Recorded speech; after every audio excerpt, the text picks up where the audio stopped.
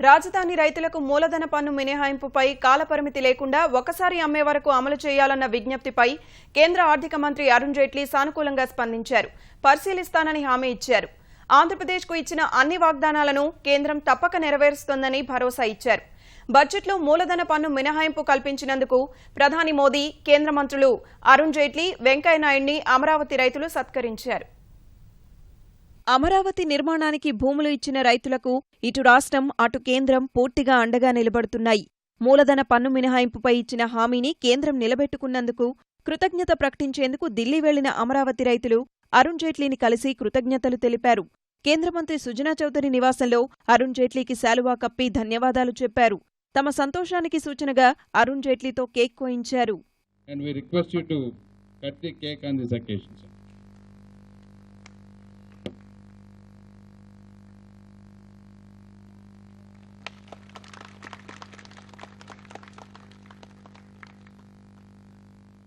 మూలధన పన్ను మినహాయింపు 2 ఏళ్ల వరకే కాకుండా ఎప్పటికైనా ఒకసారి అమ్మే వరకు కల్పించాలని రైతులు ఎంపీ గల్లా జయదేవ్ జైట్లీకి వినతిపత్రం ఇచ్చారు. ఆంధ్రప్రదేశ్కు ఇచ్చిన హామీలను ఒక్కొక్కటిగా అమలు చేసుకుంటూ ముందుకు వెళుతున్నామన్న అరుణ్ జైట్లీ ఆంధ్రప్రదేశ్ సర్వతోముఖాభివృద్ధికి కేంద్రం కృషి చేస్తుందని భరోసా ఇచ్చారు.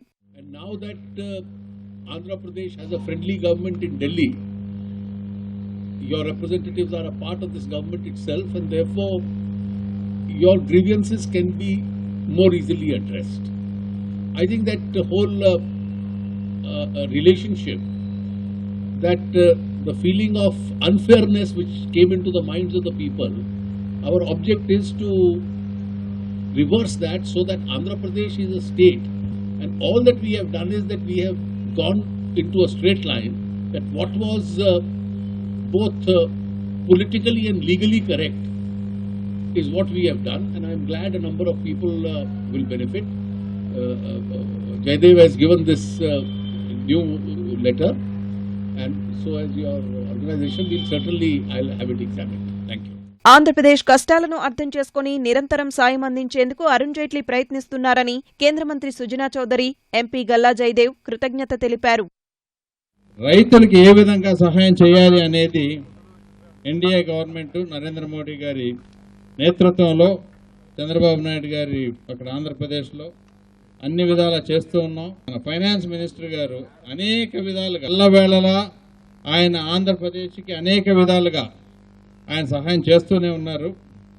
Sir, we all on behalf of the farmers and the state of Andhra Pradesh, we profoundly thank you once again, sir. Finance bill, it's mentioned that the limit is for 2 years.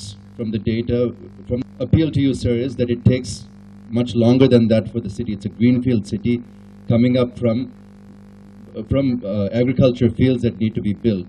Just to bring the connecting roads itself will take more than 2 years. So we've spoken to Venkaiah Naidu Garu and others also, and our request, sincere request, sir, is that this should be for first sale, sir, without any time limit. మూలధన పన్ను మినహాయింపుపై 2 ఏళ్ల కాల పరిమితిని ఎత్తివేసి ఒకసారి అమ్మే వరకు అమలు చేసేలా అరుణ్ జైట్లీ సానుకూలంగా స్పందించారని మంత్రి ప్రత్తిపాటి పుల్లారావు చెప్పారు. ఎవరైతే కుటుంబంలో వారసత్వంగా ఉన్నటువంటి వాళ్ళకి ట్రాన్స్ఫర్ చేసి ఉన్నారో వాటికి కూడా అర్హత వచ్చేటువంటి విధంగా ఈ క్యాపిటల్ గెయిన్స్ రావాలని ఒకటి కోరటం. రెండవది, ఫస్ట్ ట్రాన్సాక్షన్ ఏదైతే రైతులు ఉన్నారో రైతులు ఒక ట్రాన్సాక్షన్ అయ్యేంత వరకు ఎన్ని సంవత్సరాలైనా ఒక లిమిటేషన్ లేకుండా ఫస్ట్ ట్రాన్సాక్షన్ అనుమతినివ్వాలని ఈరోజు అరుణ్ జైట్లీ గారి దృష్టికి, ప్రధానమంత్రి గారి దృష్టికి తీసుకెళ్లడం జరిగింది. అరుణ్ జైట్లీ గారు స్పాట్లోనే మేము ఎగ్జామిన్ చేసి దాని మీద ముందుకెళ్తామని కూడా వారు స్పష్టంగా చెప్పడం జరిగింది. అంతకుముందు ప్రధాని మోదీ, కేంద్ర మంత్రి వెంకయ్యనాయుడిని కూడా అమరావతి రైతులు కలిశారు. తమ విజ్ఞప్తిపై సానుకూలంగా స్పందించినందుకు ధన్యవాదాలు తెలిపారు.